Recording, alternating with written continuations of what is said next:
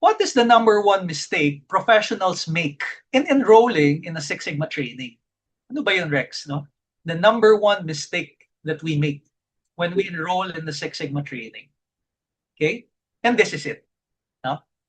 They treat Six Sigma as a certificate to collect. Okay? We're after the certification, Rex. Of course, that's very important, the certification, once you have completed your project. No? We're after the suffix after our name. Our name, comma, CSS YB, Certified Six Sigma Yellow Belt, CSS GB, CSS BB. That's what we're after, Rex. No? Okay? But some of us, we skip building sponsor trusted proof. So meaning, credible proof that earns trust. Sometimes that's what we lack. No? So before, when we started Six Sigma PH, the offer that we give to our potential students is, once you have completed the training, we will coach you with your actual project, your real project. And after that, we will award you your Six Sigma certification. Okay? And that's good, syempre. No?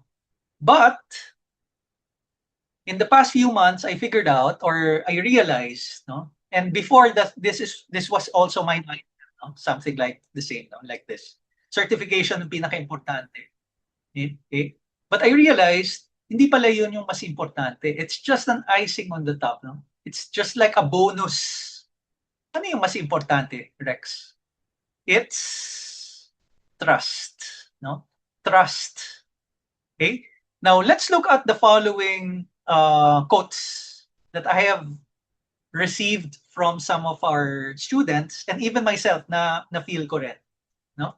Tingnan nga natin if we can relate to it. No? Can you relate? Let's start with the first one here on top. I'm already doing solid work. I'm doing good job. I'm even helping others. In terms of KPI, KRAs, targets at work, walang problem, Rex. Everything I deliver consistently. I am reliable. I'm even stacking credentials. No, nagtitake ako ng mga continual education programs, certifications and certificates, but I'm not being offered best opportunities first. Can you relate dito sa statement na to? No? Maybe if not now, maybe before, no? But I also felt something like this, no? Same situation. Okay? Or maybe some of the other sentences that we see here, like this one, I'm certified already, Rex. But the problem is, I still don't get bigger projects. Bakit kaya? Or, this one, I can explain the make, but I can't get stakeholders to commit. Sometimes that might be the case. Or, it could be something like, I stay stuck as the doer, not as the trusted leader. Or sometimes, sponsor was supportive at the start, but slowly disappeared. Ano yun? Ghosting? Sponsor ghosting. Sometimes this happens, no? And the question is, why? Bakit ganon, Rex, no? Why? So let's imagine this is us. Ito tayo. In our current state. And our current state would feel something like this. Number one, Rex, it's difficult to stand out in my company. Napakadaming magagaling din. Napakadami ring masisipag. Okay? And I find it difficult or hard to stand out from my peers. No? Number two, I also feel that there's no credible proof that I can present that earns trust. Ano ba talaga yung gusto ng mga bossing, ng mga leadership team? Medyo hindi ko nagigets. Kasi I've been doing good work. I've been delivering my KPIs, my SLAs, my targets, my objectives. Pero they don't view me differently. I think I can do more. I think more respect is due to me. And you feel something like that. Okay. Or sometimes we feel something like this.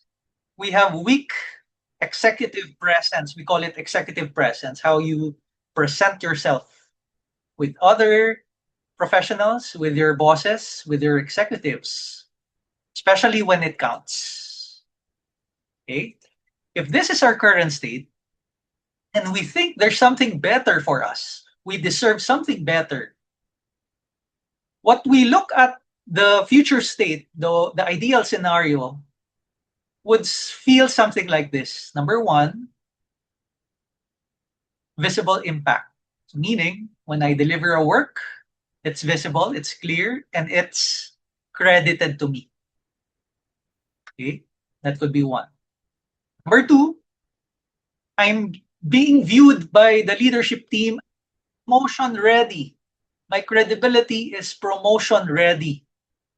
Okay, later we'll discuss what do you mean by promotion. In general, when we say promotion for professionals, it means you go up the next level. No? So if you are an individual contributor, when you get promoted to a leadership position as a supervisor, a team leader, or a manager. When you're a manager, when you say promotion, it means going up to senior leadership. No?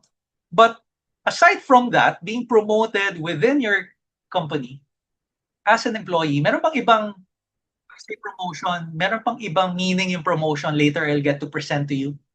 And maybe you could, envision, baka there's something more. When we say promotion, it's not just being employed, but maybe it's another thing. No? Mamaya, I'll show you another framework. Okay. But again, our ideal state is we become visible, we become credible. Okay. Motion, ready, credibility, and having an executive presence, pressure. Having an executive presence under pressure. Okay? The question is, how do we bridge the gap? Paano namin maitatawid from current state to where we want to be? Medyo gusto namin, pero parang ang dami ko nang inattempt before, Rex, pero hindi pa rin ako nakaka-jump. No? Is it the Six Sigma certification that you're aiming? Yun ba yung makakatawid?